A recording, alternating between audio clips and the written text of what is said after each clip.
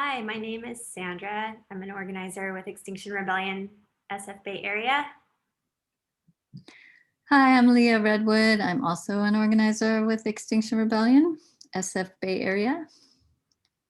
And I'm Betsy Bedar, and I am a participant, but also involved in this welcoming and orientation process. Looking forward to getting to know all of you. These are some photos from our actions over the past couple of years here at XR SF Bay.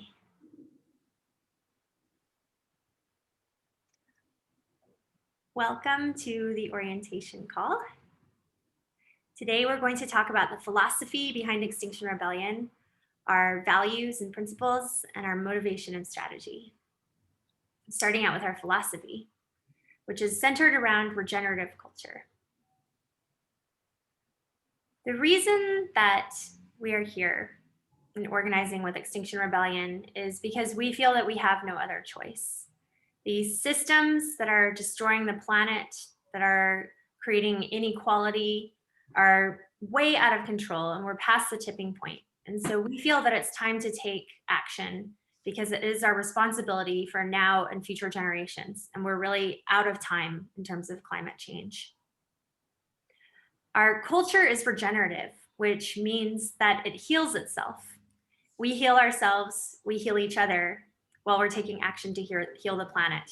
So avoiding burnout, avoiding the idea of using people, finding joy in the movement itself, joy in the action and joy in the doing, and creating self-renewing systems. This also applies to conflict. So as conflict or tension comes up, dealing with disagreements promptly and directly one-on-one or in small groups with a mediator or a regenerative culture team member, and respecting and listening to one another. What exactly is regenerative culture? So we invite people to give their full yes, which means really thinking before you take something on if you're going to be able to deliver on it. We do what we say, and we say what we do. And if somebody's not able to follow through with something, communicating. The most important thing that you can do as an organizer within Extinction Rebellion is make sure that when you're leaving, somebody else knows exactly what roles that you were filling and is trained to take on those roles after you. So making sure that others are aware and can fill your place. And finally, we are all crew here. So no one person is in charge, no one person is the important person. We are a healthy community with mutual respect that are working together to really bring this movement to fruition. Regenerative culture is a core part of our spirit because we are actively creating the future that we want to live in, which starts with how we treat each other and ourselves. So the culture that we're building within Extinction Rebellion is one that's healthy, creative, resilient, and adaptable. We're constantly growing and learning. Here is a graphic of what regenerative culture looks like in terms of the action cycle. So planning actions in a regenerative way that's modeled after the seasons. So coming up with our team formation, our physical planning, doing the action, but then coming home and taking care of ourselves afterwards, celebrating what we accomplished, accepting places where we need to improve, and taking some time to rest before we jump back in with gratitudes, new ideas, and starting all over again. Now I'm going to hand it over to Leah to take us through the 10 principles. All right, so let's review the 10 principles that Extinction Rebellion is based on. These were developed by the initial organizing group that started in the UK. And it is agreed amongst all Extinction Rebellion that anyone can take action in the name of XR as long as action fits within the principles and values that we have all agreed to. So power is decentralized and you can develop your own action as long as it is fitting with those principles. So there are 10, and principle number 1 is we have a shared vision of change. And so we are working to create a world that is fit for generations to come, that is going to allow the next 7 generations to thrive on this planet. Principle number 2 is we set our mission on what is necessary.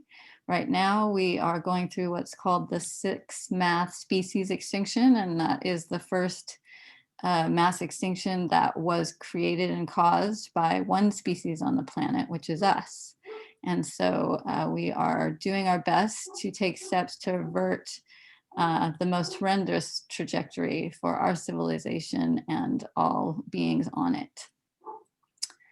Number 3 is we need a regenerative culture, as Sandra spoke about. This is crucial to this movement going forward. And so we're creating a culture that is healthy, resilient, and adaptable.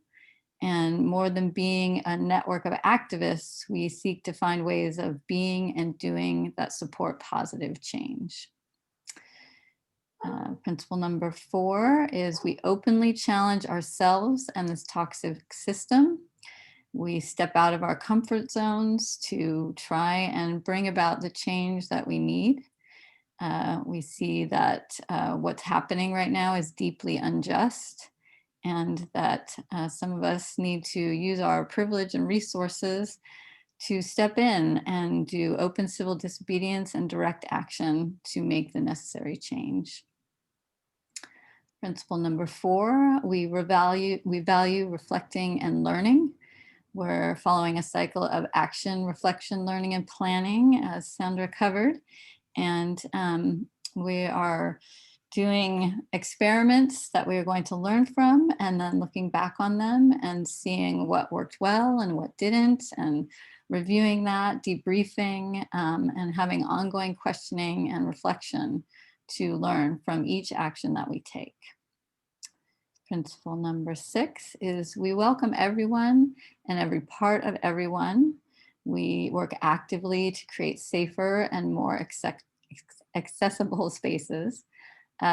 We realize that we all must change the way we think because we have been raised in the current system, which is creating a detrimental environment to all beings on the planet. And so we all need to figure out how to act differently in this world.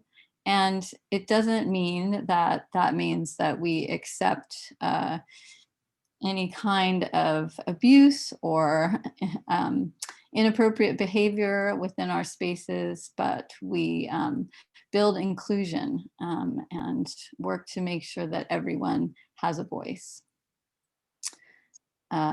7, we actively mitigate for power, breaking down hierarchies of power for more equitable participation. Everyone works together to build trust, respect, and reciprocity. And we have conflict processes where we work together and have facilitated sessions if necessary. But the idea is that the first step is to address someone that you feel that you are miscommunicating with directly yourself. So if support is needed, then others can come in and help with dialogue and healing. So every person has a chance to be heard and understood. Principle number 8, we avoid shaming and blaming. As I said, we live in a toxic system, but no one individual is to blame. And so we all work together to change that behavior, which is such a constant and normal part of our culture. And so working together to find other ways of communicating and stepping out of that paradigm. So yeah, number 9, we are a nonviolent network. So nonviolence is a crucial piece of what everyone agrees to when they act in the name of XR. This is the only form of direct action that we participate in is nonviolence. And we use nonviolence to reveal the true perpetrators of systemic violence that people suffer from daily all over this world. So each individual who becomes part of XR commits to acting nonviolently. Number 10 is we are based on autonomy and decentralization. So as I said at the beginning, if you agree to these principles and our demands, which Betsy will cover next, you can create your own actions, act in the name of XR, and you are considered part of the movement. So I think that covers the principles. Now we'll have a little breathing break, and then Betsy will tell us about the demands of XR. Okay, I'm taking 2 or 3 breaths here. So we have 4 demands that we consider really important. Number 1, tell the truth. And by that, we particularly mean the government must tell the truth by declaring a climate and ecological emergency, working with other institutions. And that would be all levels of government. Our second demand is that governments need to act now to halt biodiversity loss and reduce greenhouse gas emissions to net zero by 2025. Again, that will take work by all levels of government. And we demand this, it's absolutely crucial that these kinds of bold actions be taken. Demand number 3, go beyond politics. So there's many ways in which our current government systems are bogged down by lobbying and money, etc. So government must create and be led by the decisions of a citizens' assembly on the issues of climate and ecological justice.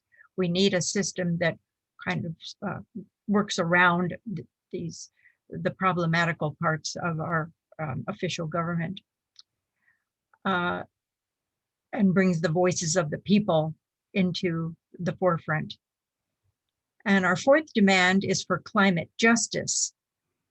So many of us are aware that the degradation of our climate is affecting less affluent communities and minority communities and parts of the world that are less affluent and not primarily white. So we need justice for these people, and a big part of it is a just transition to the new systems that are required to bring us our greenhouse gas emissions down.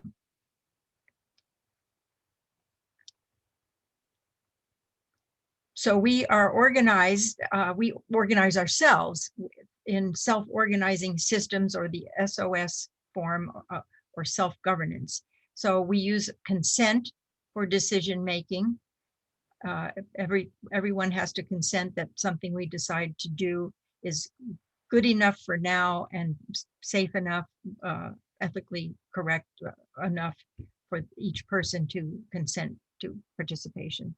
We have horizontal non-hierarchical working groups to tackle the different portions of what we do. And then there is a central working group council to which each working group sends 1 or 2 people for planning purposes. Now, here's a diagram of how the working groups and affinity groups fit into the whole picture. So affinity groups are people that have an interest or possibly even a location in common, and they want to work together on something, but it's not necessarily an assigned working group. So we see the major working groups down here in green, and then there are others working on allyship and mutual aid, and direct action finance. And so these are basically the working groups here that send representatives to the Working Group Council. And this means these are all the many of the places where you can make a connection within Extinction Rebellion, our chapter.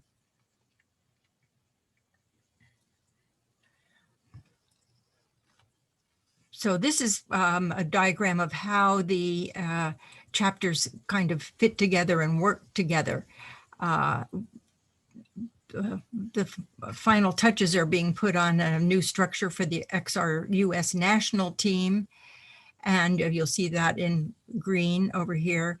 And there are, this shows a number of the different chapters, but also we all relate to the XR global support team and other national groups, such as the one in the UK.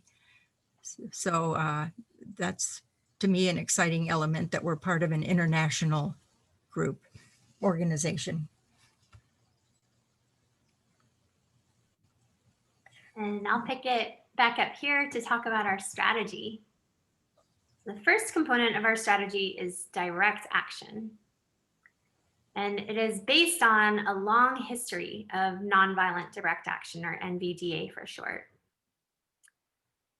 XRSFB is working on using nonviolent direct action to create progressive change in conjunction with a lot of other civic efforts that are happening. So some examples of other movements that are using NVDA are Occupy movement, ACT UP, the civil rights movements, and Earth First.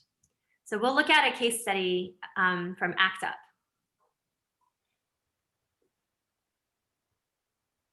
ACT UP was working on creating a crisis of conscience. So their actions were very disruptive and actually polarized the public, which created a lot of backlash initially. And you can see some quotes from different organizations here on how the public was viewing these actions at first. And this was at a time when the AIDS crisis was not really being talked about, and the impact on community was not really being talked about. And so it was really mission critical to saving a lot of lives that AIDS got out into the public sphere, and that people really started recognizing it as a public health threat for everyone. So this disruptive action really galvanized communities from a lot of different groups. So groups that were included were the Gay Liberation Movement, radicals, members of the left, Black Panthers, the Nicaraguan Revolution. But the majority of people were gay men who had not really participated in a lot of political action before. So focused on kind of the undecided middle, people who are just everyday people living their lives, but who are all impacted in one way or another by issues when they go unaddressed and continue to grow. So ways in which we are using these tactics to fight for racial and environmental justice. Let's first get into what exactly environmental justice is. So environmental justice is about the right to live in a place, in an environment, protected from uncontrolled investment and growth and pollution, land grabbing, speculation, disinvestment, decay, and abandonment. So I think a lot of us here in the Bay Area have very tangible examples of places where pollution is disproportionately impacting BIPOC communities. If you look at the Richmond or Bayview Hunters Point, you can see that a lot of toxins are concentrated in areas where there are BIPOC communities, where kids have much higher rates of asthma because of exposure to coal ash or particulates that are coming from fossil fuel refineries. And these frontline communities are being disproportionately impacted by the harmful effects of the combustion of fossil fuels, and are also globally the first to suffer from the impacts of climate change. If you look at places like island nations, think of the Caribbean or Bangladesh, sea level rise is already impacting communities who have contributed the least to the factors that have created climate change and have benefited the least from the combustion of fossil fuels. So we're really looking at injustice both on a local to an international to a global scale here, especially when it comes to pollution and climate. We at XRSFB believe that a massive transition is happening now that should enable reparations and remediation that is led by the most impacted communities, and create environmental justice that establishes legal rights for ecosystems to thrive and regenerate in perpetuity.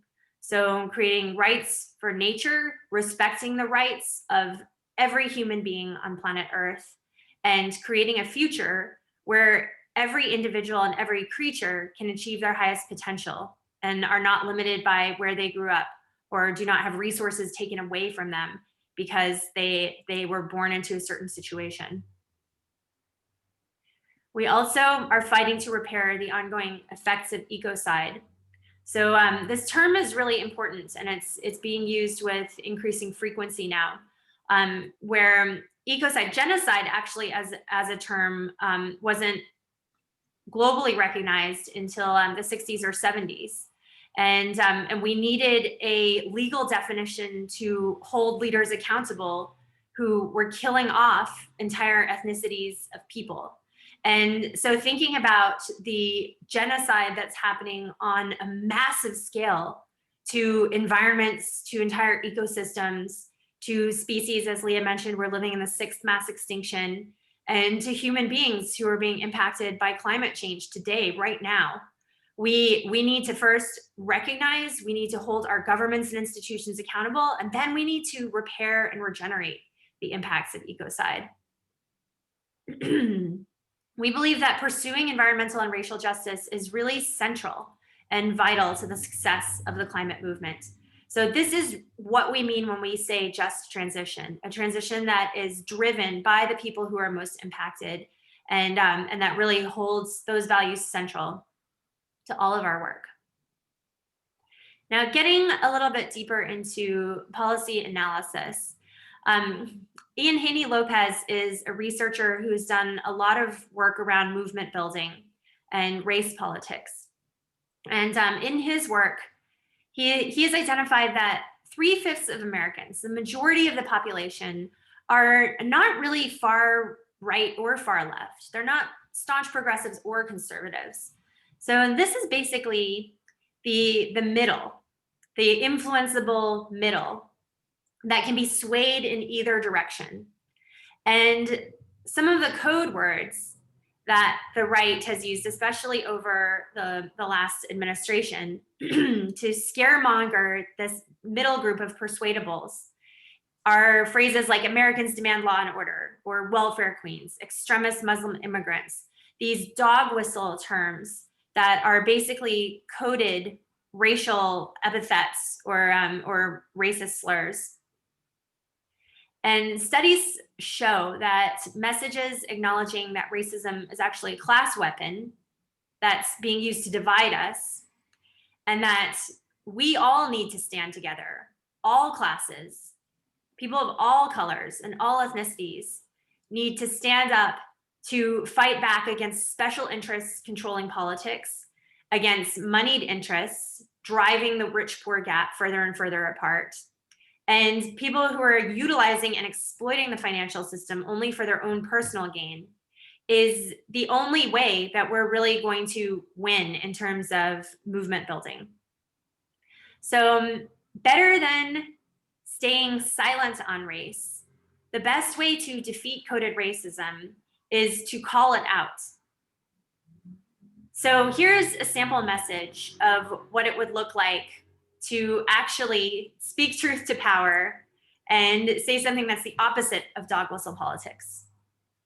No matter where we come from or what our color, most of us work hard for our families. But today, certain politicians and their greedy lobbyists hurt everyone by handing kickbacks to the rich, defunding our schools, and threatening seniors with cuts to Medicare and Social Security. Then they turn around and point the finger for hard times at poor families, Black people, and new immigrants. We need to join together with people from all walks of life to fight for our future, just like we won better wages, safer workplaces, and civil rights in our past. By uniting together, we can elect new leaders who work for all of us, not just the wealthy few. So this is a sample message of how we can actually speak truth as opposed to participating in dog whistle politics. And this isn't just about theory. This actually needs to be embodied in our actions. We need to walk the talk. So for Extinction Rebellion and for the entire climate movement and climate justice movement, building an inclusive, multiracial, intersectional coalition is really at the heart of our work. And the way that we embody that within XRSFB is to follow the leadership of BIPOC communities, to educate the public about the centrality of racial justice and a just transition, and to work in coalition. Leah's going to tell us a little bit more about that. So on an ongoing basis, Extinction Rebellion SFB is collaborating with local frontline organizations to create actions that support their goals and principles. And we have, done various rallies and direct actions, and will continue on an ongoing basis to do those in connection with those organizations. So please visit our website at xrsfb.org and sign up for our email list. We send out a newsletter email about once a week, and it will have all the details of things that are upcoming that you can become involved with, ways that you can do stuff actually out on the street, or ways that you can do that digitally through social media and email and those types of venues to continue to make an impact on these issues. And please, if you are on social media, follow us at XRSFB on Twitter and Instagram and Facebook, and stay posted for our next exciting actions coming up. And if you'd like to get further involved, the first step, we'll have a slide on this, will be to set up a one-on-one conversation call to talk with somebody from XRSFB about what your interest is and how you can participate. And some of the options are the working groups. Welcome Working Group is the people who help people come in, get oriented, understand what's happening, help them figure out how to plug in the ways that they want to. The Arts Working Group creates our banners and recently did a mural on Clarion Alley in San Francisco, which is incredibly beautiful. You should visit it. And we'll be doing more work like that in the future that you can participate in. The Communications Working Group does our weekly newsletter, social media accounts, getting information out between members and the greater organizations. And then the Direct Action Working Group is where we plan the upcoming actions that we are going to participate in. And Allyship is helping to develop relationships with other organizations throughout the Bay Area. And so there are also affinity groups, as Betsy mentioned. Currently, we have one specific to scientists and moms, and performance art is another one that I think is in development. But so there are many ways, depending on what your skill set or interests are, that you can plug in, doing art, doing social media, helping to plan NVDA, nonviolent direct action, working to create connections with other groups. So please schedule your one-on-one, which I think is on, yes, this. So the Calendly links below, you will find various people that you can connect with that have scheduling options for you to choose. A one-to-one call to talk about Extinction Rebellion SFB and how to become part of what we're doing. So please schedule that below using the links, and we really look forward to meeting you very, very soon. Thank you for coming and seeing the orientation video for XRSFB. Thanks, everybody. We look forward to organizing with you. Bye-bye. Hope to talk with you soon.